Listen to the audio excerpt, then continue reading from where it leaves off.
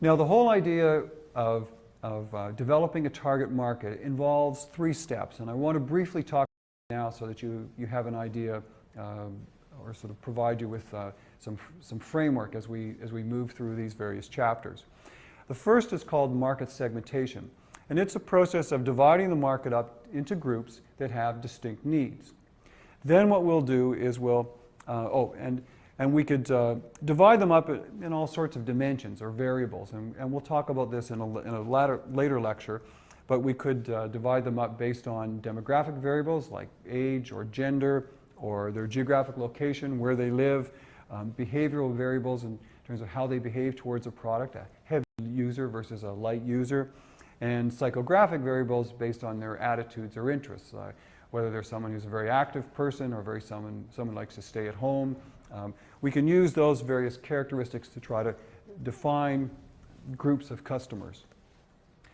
After we segment, then we target. In other words, we choose one group or another, or a couple of groups that we're going to go after, and we look at those in terms of profitability and revenue potential. Once that's done, then we position the product. So we tell that target market that we have the product for them, sort of like this bud's for you type of philosophy. And we try to create an image in their mind that says that this product is the right product for them. And that's called positioning, creating an image in the mind of that target market group. And we do that by using the marketing mix, the 4 Ps.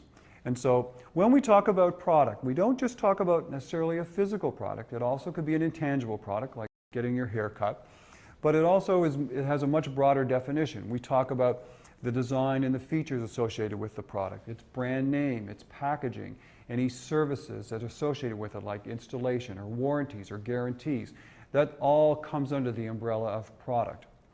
The same thing with price. It's not just that final sticker price, but it's any discounts or allowances. It's how the price changes within the channel of distribution, credit terms, payment policies. They all form the element of price.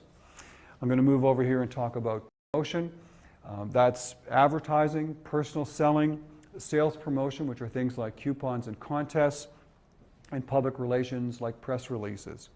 And finally, place, which is the distribution of the product. So the channel, so it might move from a manufacturer to a wholesaler to a retailer to a customer, or could move a very short channel from the manufacturer directly to the customer.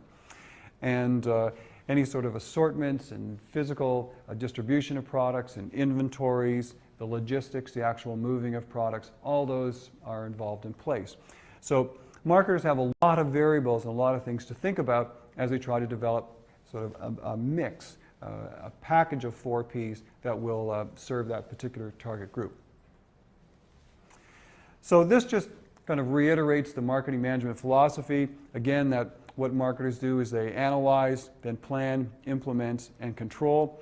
So in the planning process, they'll develop the strategic plans and outline the various decisions for the marketing mix for the 4 Ps.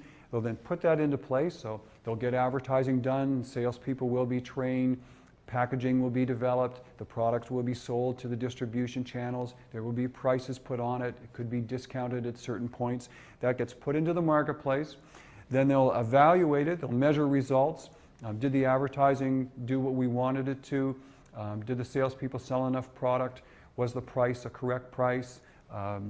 Was the distribution right? Were people able to buy it very, very easily?